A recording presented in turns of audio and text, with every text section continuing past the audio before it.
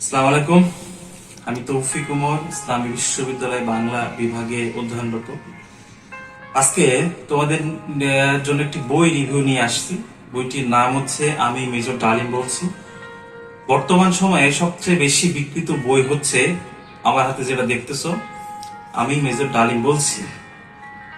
ওনার প্রকৃত নাম হচ্ছে শরীফুল ইসলাম ডালিম। ওনাকে বর্তমান সময়ে মেজর ডালিম হিসাবে সব থেকে বেশি চিনে আসছে। বলা হয়ে থাকে ইনি হচ্ছে বঙ্গবন্ধু হত্যাকারী, এবং তিনি নিজেও স্বীকার করেছিলেন যে তিনি বঙ্গবন্ধু হত্যাকারী একজন।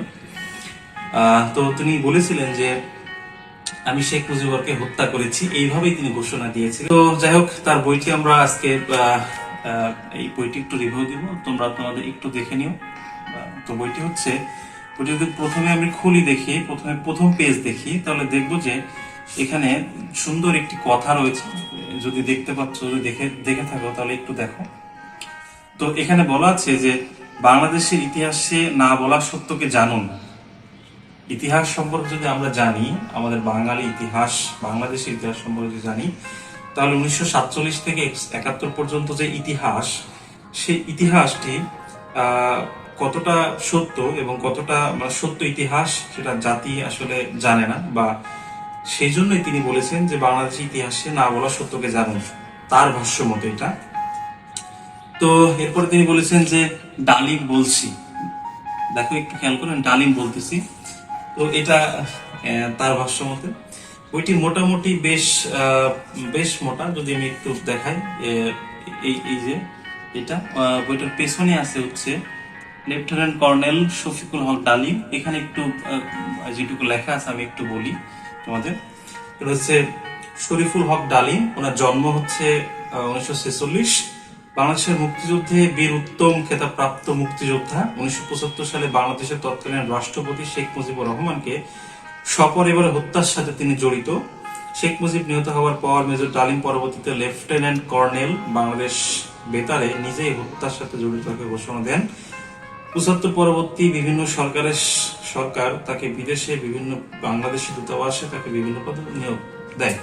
তো আমি যেটা বলতে চাচ্ছিলাম যে যখন 75-এর পরবর্তী গিয়ে একটি একটি ছোট রেকর্ড বাংলাদেশ বেতারে ভাইরাল হয়েছিল, মানে ওই সময়, তো উনি প্রথম ভাষণ দিয়েছিলেন খন্দকার মোস্তাকের পক্ষে। তো উনি ওই বাংলাদেশ বেতারে তিনি বলেছিলেন যে শেখ মুজিব ও তার সরকার দুর্নীতিবাজ সরকার, খুনি সরকারকে উৎখাত করা হইয়াছে। এই শব্দটা তো তোমরা অনেকেই পরিচিত বা অনেকে দেখে থাকবে হয়তো না। তো এই সেই ডালিম যে বঙ্গবন্ধু হত্যাকারী বলা হয়। তো বইটির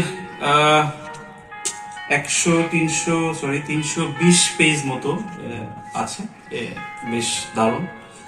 তো 320 পেজ অনেকের ধৈর্য হারিয়ে ফেলবা, অনেকে হয়তো পড়তে চাইবা না, কিন্তু খুব দারুণ বই। আমি যেটা পড়েছি, খুব দারুণ ভাবে ভূমিকাগুলো দেওয়া আছে।